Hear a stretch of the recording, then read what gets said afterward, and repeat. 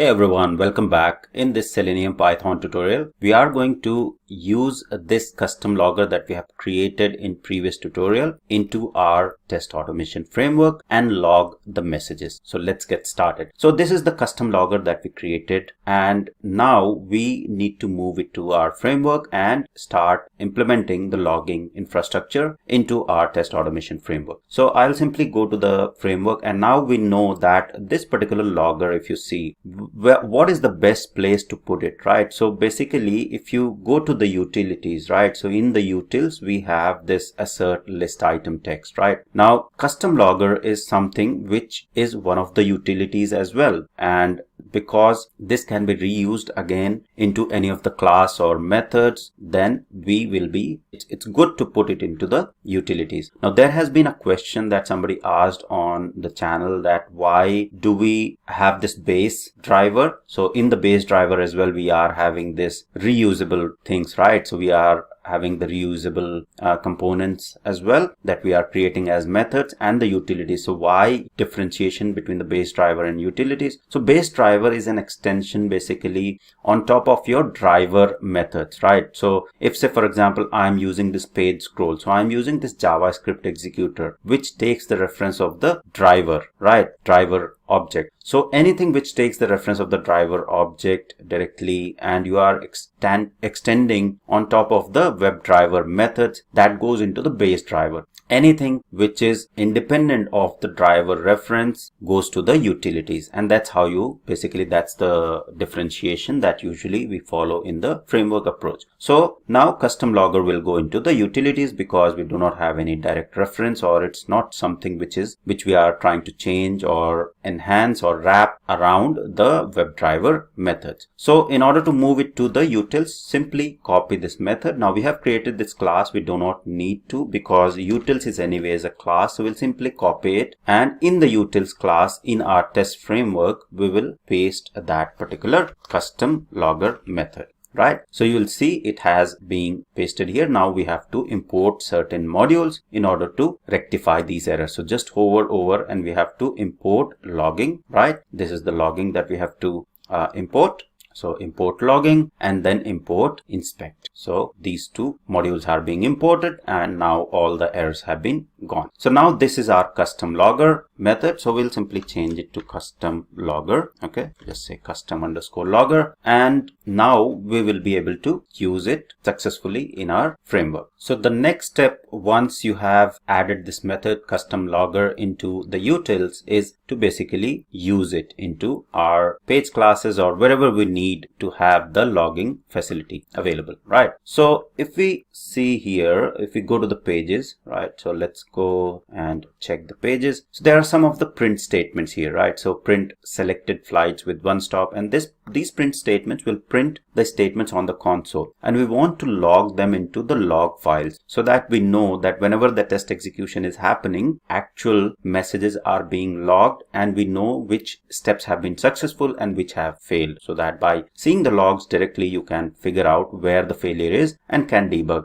efficiently. So in order to use that custom logger, what we need to do is, now we need to basically log the classes from where the log messages are coming. So we will simply use the logger, the custom logger at the class level. Okay. And in order to use it, what we need to do is we need to simply say, first thing is we'll simply say import the utils, right? So we'll say from, and where exactly is our utils? It is in the utilities, right? So from utilities package dot utils, we want to import the util class, right? We want to import the utils class. So that's the first statement. The next thing is we want to basically say we want to create the variable log, and we simply need to say, because this utils class contains that custom logger, then we can simply say utils dot, what is the name of the custom logger? It is basically, it's here. So it is custom logger. Okay. So we'll simply say custom log. Okay. And if you want to change the logging level, so by default, we know we have set up the custom logger logging level to debug. Now, if we want to change the logging level to something else here, we can simply pass on that logging level.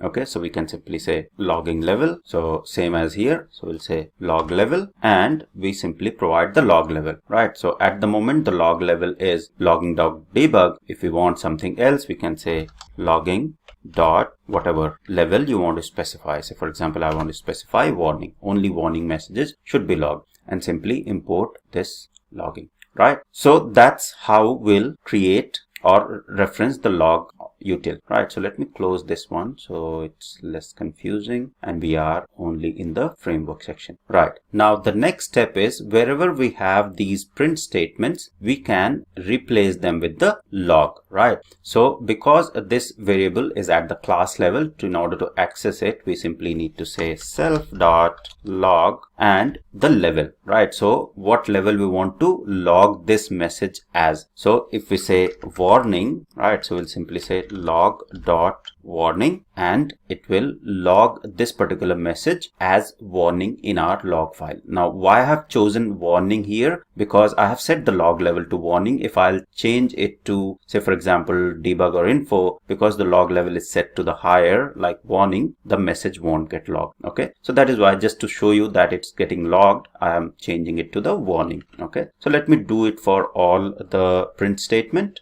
All right, so I've changed all the print statements to log level warning in the search flight results page. Let me save it. Now there is another page which is Yatra launch page, which has two print statements as well. So in order to use log custom logger here as well, we simply need to do exactly same thing. We simply need to use this statement in any page that you want to use the log utility now. Okay, so here I won't set any of the custom logging level, right? I'll just take the default logging level that is there in this custom logger, which is basically the debug. Okay, so let's import this particular class as well. So just hover over import, and this particular class has been imported here. And now I will use this log for the messages here as well. So I'll simply say self.log and I'll say info. Okay, because this is, information, so I'll simply log them as info and change this to info as well. Okay, so we have changed both of these classes, or basically we have added the logging into both of these page classes. Okay, there is test case as well. Now say for example, I want to add the logger into the test case as well. I can use it exactly the same way as I have used in the classes, in the page classes.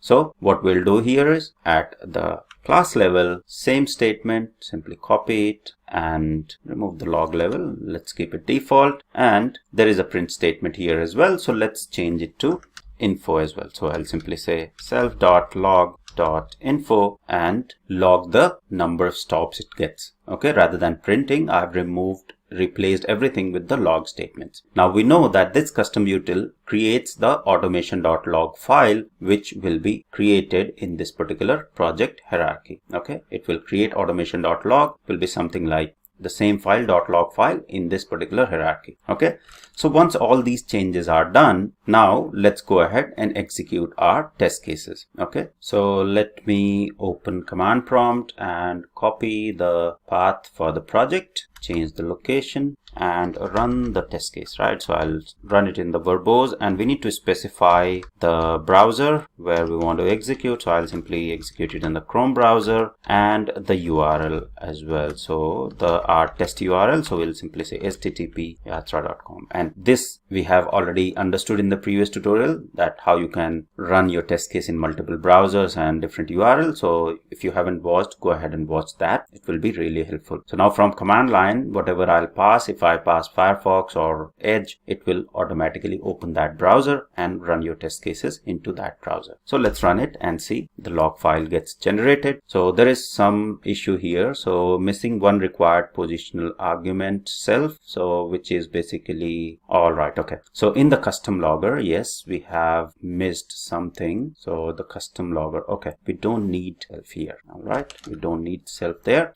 So now it should be all good. So it's opening the browser, finding the going to location, date, and it will do exactly the same stuff that we are doing till now for this particular framework implementation, and do the verification as per the number of flights it is able to search. And this time it should log those messages into the automation.log file instead of printing on the console, right? So yes, it has basically, executed, and you'll see that captured log call. So it has captured the logs, and now let's see the log file got generated. Yes, it is generated here. If we open it, you will see that it is basically logging from where these logs are coming, right? So it is coming from, these two logs are coming from launch page. Then search flight results. There is a warning message coming from the search flight results page, because here we set our log level to warning, okay? And we specified the log messages here as log.warning, okay? And that is why in the automation.log it has been logged as warning. And then test, search and verify, which is basically the test case, it is logging the number of flights that we were printing initially, the number of flights basically filtered as one stop, right? So all of this is now coming into the log file. And now if there is certain failure or you want to debug something, you can directly come to these log files and see where things have gone wrong or what execution has been successful, up to what extent or what step, and where exactly the failure happened, so that you can quickly go to that particular class or method and rectify the issue. And that's the advantage of having the log files or custom logger utility into your automation framework. So to reiterate, in order to create the custom logger, we simply had created the custom logger with all those details. So the logger name, we created the logger and all those details that we have discussed previously, created a method, put it into the utils class, which is the utility class that we are using in this framework. And then wherever you want this custom logger, then in that particular class, you just call that and use instead of your print statements, and those log messages will get logged into the log file that you will specify in the utility, right? Now this file you can generate dynamically as well based on the class name, but because this is automation framework, we are just keeping all the logs into one file rather than creating multiple files. But there is a way to basically create multiple files if you want, and you can just Google around and find, if you want to log different files or create different files for different class into your hierarchy, into your project hierarchy, you can do that as well. In automation, you do not need up to that level. So that is why it's good to keep all the logs into just one file and refer to that one file. Okay. The next thing is you can also specify the mode, right? So the file mode, right? So file mode, say for example, I want to append or I want to, overwrite. So by default, the mode is append. So if I execute, again, so let's say, for example, I execute the test case again. So once the execution will finish, the log messages will be appended in the same file. So yep, execution has finished. So let's go back to this log file, automation.log, and you can see that it has already appended, right? So this is the previous execution and this is the next execution. If you do not want to append the file, then simply change the mode, right? So here I'll simply say comma separated, I'll say mode, and in the mode I will simply say W, right? So it will basically override in this particular case. So let's run it again and see that this time it overrides the file. So in the automation.log there should be just single set of logs and everything else should be overwritten. So every time you will execute your test case, previous log will be removed and the file will be overwritten with the latest logs. So it should finish now. And if we go back to the file automation.log, so it looks like there is some issue with the formatting when it overwrites, but you can see that it is actually overriding, right? So it's not appending as such. As soon as you change the mode to W, then it will start overriding the file, right? If I change it to A, then it will append the logs into the same file. Okay, so let's run again. Yeah, selected the stops and finish the execution. So yep, it has captured the logs. Let's open again, and here you can see that it has now appended. So looks like with the write mode there is some issue. So I would give you this as an assignment. If you are facing similar issue, just try to figure out how you can fix this. But because this is not part of this whole tutorial, I'll leave it as is. If you want to change the mode to append, change it to A. By default it's append, but if you want to change to write, it will override the file. All right, so that's all about this tutorial on how you can create the custom logger and implement custom logger into your automation framework. Now it doesn't matter how many different classes you have, how many page classes you have, you can implement these logs into your classes instead of the print statement, and there will be a log file which you can always refer to in case of any failures and debug and fix the issues properly. So that's all for this tutorial. I hope it was helpful. Thank you very much for watching.